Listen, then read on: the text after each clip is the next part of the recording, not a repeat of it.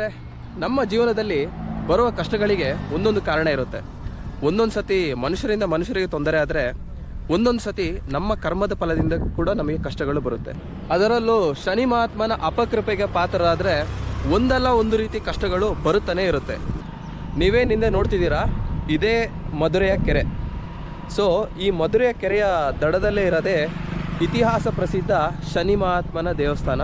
ಬನ್ನಿ ಗೆಳೆಯರೆ, ಇವತ್ತಿನ ಸಂಚಿಕೆ ವಿಶ್ವಪ್ರಸಿದ್ಧ ಇತಿಹಾಸ ಪ್ರಸಿದ್ಧ ಶನಿ ಮಹಾತ್ಮ ದೇವಸ್ಥಾನಕ್ಕೆ ಹೋಗ್ಬಿಟ್ಟು ಅಲ್ಲಿರೋ ವಿಷಯನ ತಿಳ್ಕೊಳ್ಳೋಣ. ಈ ಇತಿಹಾಸ ಪ್ರಸಿದ್ಧ ಶನೀಶ್ವರ ಕ್ಷೇತ್ರವನ್ನು ಜನರು ಚಿಕ್ಕಮಧುರೆ ಕ್ಷೇತ್ರ, ಕಾನಸವಾಡಿ ಕ್ಷೇತ್ರ, ಕರ್ನಾಟಕದ ಶನಿಸಿಂಗಾಪುರ ಕ್ಷೇತ್ರ ಎಂದು ಕರೀತಾರೆ.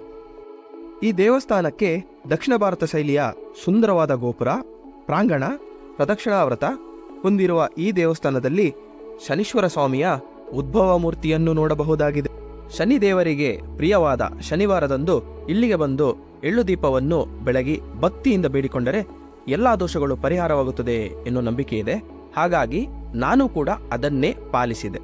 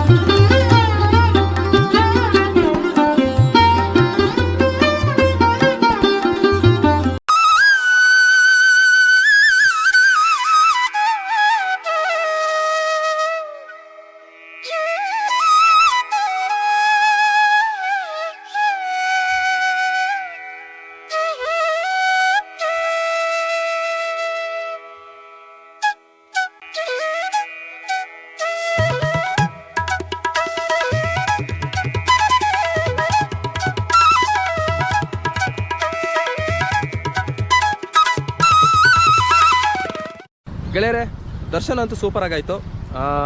ಈ ಜಾಗಕ್ಕೆ ಬರಬೇಕು ಅಂದರೆ ನೆಲಮಂಗಲ ಮತ್ತು ದೊಡ್ಡಬಳ್ಳಾಪುರ ಇದರ ಮಧ್ಯದಲ್ಲಿ ಕಾನಸವಾಡಿ ಅಂತ ಒಂದು ಗ್ರಾಮ ಇದೆ, ಅಲ್ಲಿ ದೇವಸ್ಥಾನ ಇರೋದು. ನೀವು ನೆಲಮಂಗಲದಿಂದ ಬಂದರೆ ಕರೆಕ್ಟಾಗಿ 15 ಕಿಲೋಮೀಟ್ರ್ ಆಗುತ್ತೆ. ಹಾಗೆಯೇ ನೀವು ದೊಡ್ಡಬಳ್ಳಾಪುರ ಸೈಡಿಂದ ಬಂದರೆ 17 ಕಿಲೋಮೀಟ್ರ್ ಆಗುತ್ತೆ. ಮತ್ತು ಬೆಂಗಳೂರು ಸಿಟಿಯಿಂದ ಬರೋರಿಗೆ ಕರೆಕ್ಟಾಗಿ 43 ಕಿಲೋಮೀಟ್ರ್ ಆಗುತ್ತೆ. ಸೊ ಇಷ್ಟು ಡಿಸ್ಟೆನ್ಸ್ ನೀವು ಬಂದರೆ ಈ ದೇವಸ್ಥಾನಕ್ಕೆ ರೀಚ್ ಆಗ್ಬೋದು. ಆಮೇಲೆ ಕೆಲವರಿಗೆ ಸಂದೇಹ ಇರ್ಬೋದು, ಏನು ಅಂತಂದರೆ ಬರೋಕ್ಕೆ ಹೋಗೋಕ್ಕೆ ವ್ಯವಸ್ಥೆ ಇದೆಯಾ ಅಂತ. ಖಂಡಿತವಾಗ್ಲೂ ಗೆಳೆಯರೆ, ವ್ಯವಸ್ಥೆ ಇದೆ. ನೆಲಮಂಗಲದಿಂದನೂ ದೊಡ್ಡಬಳ್ಳಾಪುರದಿಂದನೂ ಪ್ರತಿ ಅರ್ಧ ಗಂಟೆಗೆ ಒಂದೊಂದು ಬಸ್ಸು ಈ ದೇವಸ್ಥಾನ ಮುಖಾಂತರ ಹೋಗುತ್ತೆ. ನೀವು ದೇವಸ್ಥಾನ ಮುಂದೆನೇ ಬಸ್ಸಿಂದ ಇಳ್ಕೊಬೋದು. ಅರ್ಥ ಆಯ್ತಾ? ಸೊ ಹೋಗೋಕ್ಕೆ ಬರೋಕ್ಕೆ ಯಾವುದೇ ತೊಂದರೆ ಇಲ್ಲ. ಆಮೇಲೆ ಗೆಳೆಯರೆ, ಇಲ್ಲಿ ನಡೆಯುವ ವಿಶೇಷ ಪೂಜೆಗಳು ಯಾವತ್ತು ಅಂತಂದರೆ ಪ್ರತಿ ವರ್ಷ ಶ್ರಾವಣ ಶನಿವಾರದಂದು ಇಲ್ಲಿ ವಿಶೇಷ ಪೂಜೆ ಇರುತ್ತೆ. ಆಮೇಲೆ ಇಲ್ಲಿ ಕಾರ್ತಿಕ ಮಾಸದ ಅಮಾವಾಸ್ಯೆ ದಿನ ಏನು ಅಂತಂದರೆ ಕಾರ್ತಿಕ ದೀಪೋತ್ಸವ ವಿಜೃಂಭಣೆಯಿಂದ ನಡೀತದೆ. ಜೋರಾಗಿರುತ್ತೆ, ಜಾತ್ರೆ ಥರ ಇರುತ್ತೆ. ಪ್ರತಿ ಮಾರ್ಚು ಇಲ್ಲೇನು ಅಂತಂದರೆ ಶನಿದೇವರ ಬ್ರಹ್ಮ ರಥೋತ್ಸವ ಜಾತ್ರೆ ಇರುತ್ತೆ. ಇಲ್ಲಿಗೆ ಆ ಜಾತ್ರೆಗೆ ನಾನು ಬಂದಿದ್ದೀನಿ. ತುಂಬಾ ಜನ ಸೇರ್ತಾರೆ, ಸೂಪರಾಗಿರುತ್ತೆ. ನೀವು ಒಂದ್ಸತಿ ಆದರೂ ಬಂದು ನೋಡಬೇಕು ಆ ಜಾತ್ರೆನ, ಚೆನ್ನಾಗಿರುತ್ತೆ. ಆಮೇಲೆ ಇನ್ನೊಂದು ವಿಶೇಷ ಏನು ಅಂತಂದರೆ ಶನಿವಾರ ಅಂತಂದರೆ ಶನಿದೇವರಿಗೆ ಪ್ರಿಯವಾದ ದಿನ. ಸೊ ಶನಿವಾರ ಇಲ್ಲಿ ತುಂಬಾ ರಶ್ ಇರುತ್ತೆ. ಶನಿವಾರ ದಿನ ಏನು ಅಂತಂದರೆ ನೀವು ನಿಮ್ಮ ಗಾಡಿಗಳಿಗೆ ಬೇಕಾದ್ರೆ ಪೂಜೆ ಮಾಡಿಸ್ಕೋಬೋದು. ಆಮೇಲೆ ಮುಡಿ ಕೊಡೋರು ಬಂದು ಮುಡಿ ಕೊಡ್ಬೋದು.